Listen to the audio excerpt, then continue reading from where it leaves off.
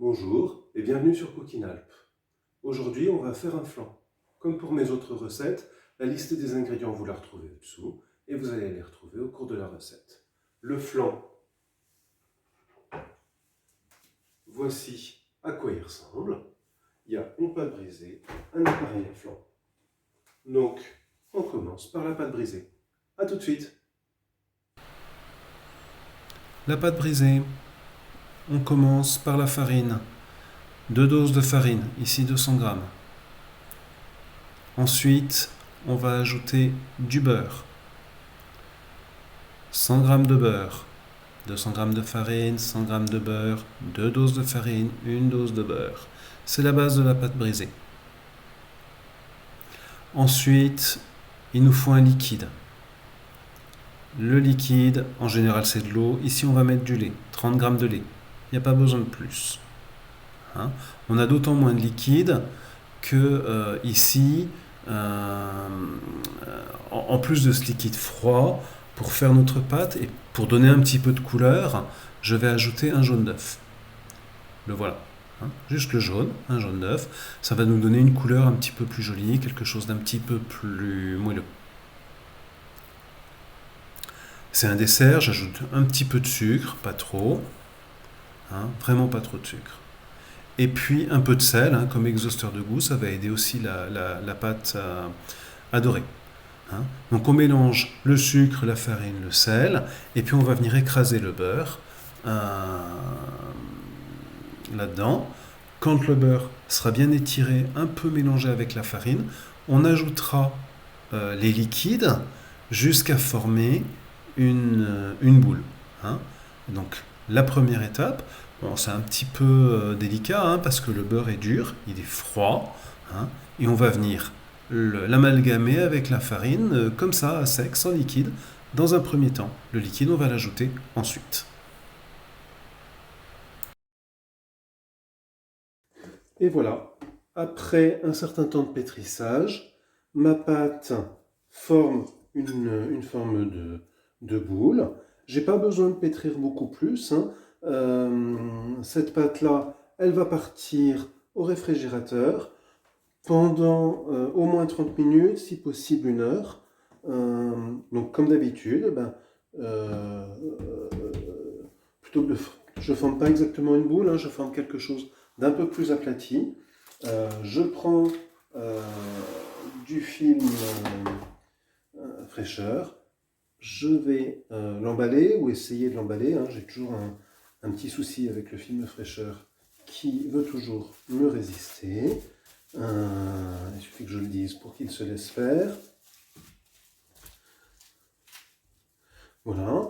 Le fait de l'écraser, ça va améliorer le rafraîchissement qui va pouvoir se faire à cœur beaucoup plus vite que si je fais une boule. De toute façon, après, je vais chercher à l'étaler pour en faire la pâte de ma tarte, enfin de mon flan.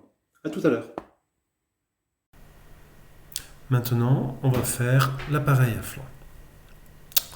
Pour l'appareil à flan, il nous faut un peu plus d'1 demi-litre de lait, 600 grammes, que je vais faire tout de suite chauffer. On peut ajouter un parfum dedans comme de la vanille, éventuellement autre chose, mais traditionnellement dans le flan on met de la vanille. Voilà. On le fait chauffer, il ne faut pas que ça accroche, mais je suis là pour surveiller. Ensuite il va nous falloir 2 œufs, le premier et le second. 2 œufs qu'on va mettre dans le robot, on va les blanchir, on va les battre avec du sucre, 100 g de sucre. Et puis on va ajouter de la maïzena, 45 g de maïzena, ça fait beaucoup. C'est pour que ça prenne. Ça va prendre avec la maïzena et c'est ça qui va nous donner la consistance du flan quand le lait chaud va venir sur la maïzena. Voilà. On y va ? Alors j'ai battu mes œufs avec le sucre et la maïzena. Par rapport à une crème pâtissière classique, j'ai quelque chose de plus liquide, j'ai quelque chose d'un petit peu différent parce que j'ai laissé le blanc des œufs. Quand je dis que c'est comme une crème pâtissière, c'est le même principe. Mais ce n'est pas exactement la même chose. Mon lait est chaud, je vais le verser dans mon mélange. Je vais faire tourner un petit peu mon robot pour avoir un mélange homogène.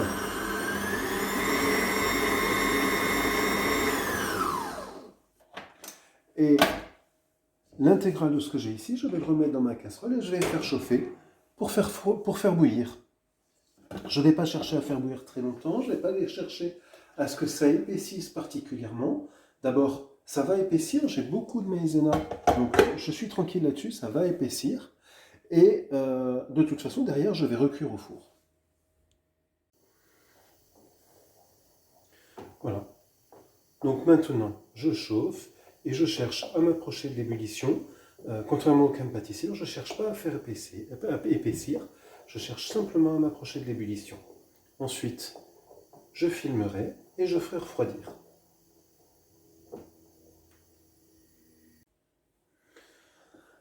Voilà, donc j'ai mon appareil à flanc, hein. On voit qu'il est assez épais. Je le verse dans mon récipient.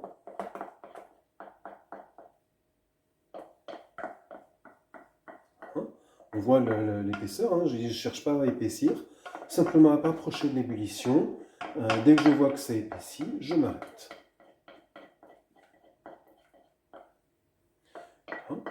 Je mets ça dans un récipient et je vais filmer. Donc, ma préparation est prête. Je filme. Donc, je rappelle, hein, à chaque fois que je filme, c'est toujours la même chose.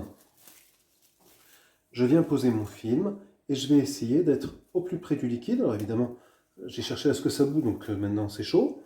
Hein, mais je vais amener le film au contact du liquide de façon à minimiser la quantité d'air, parce que ce que je vais éviter, c'est l'oxydation par l'oxygène de l'air. Donc je viens filmer au plus près, et il va falloir que je refroidisse ça. Le problème, c'est que c'est chaud. Si je mets ça dans mon réfrigérateur, je vais réchauffer ce que j'ai dans mon réfrigérateur. Donc je vais attendre, puis ensuite je vais le mettre au réfrigérateur. Sauf qu'aujourd'hui il fait frais, ça va aller un petit peu dehors. Hein, dehors il fait quasiment 0 aujourd'hui, ça m'arrange bien. A tout à l'heure. Donc j'ai un moule beurré, j'ai ma pâte brisée qui a été au réfrigérateur pendant 45 minutes. Hein, j'avais dit entre une demi-heure et une heure. 45 minutes. Et je vais la préparer.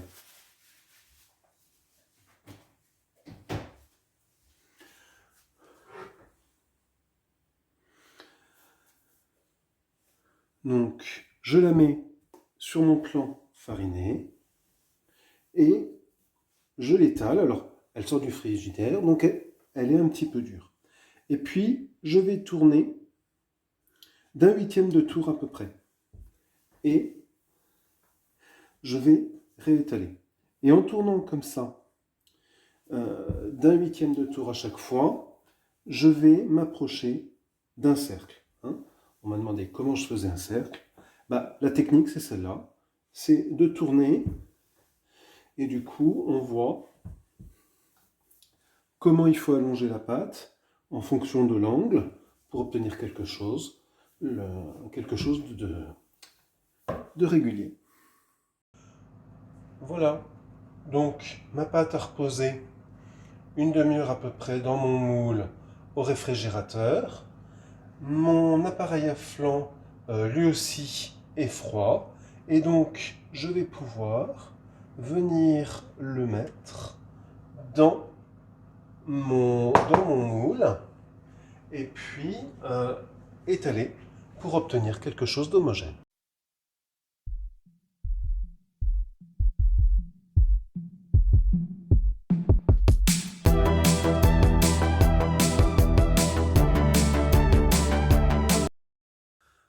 Voilà, et bien on a fait notre flan. J'espère vous revoir bientôt sur Cooking Alp. N'hésitez pas à me faire part de vos remarques. Si vous avez essayé, est-ce que vous avez aimé, est-ce que vous n'avez pas aimé, qu'est-ce que vous avez changé?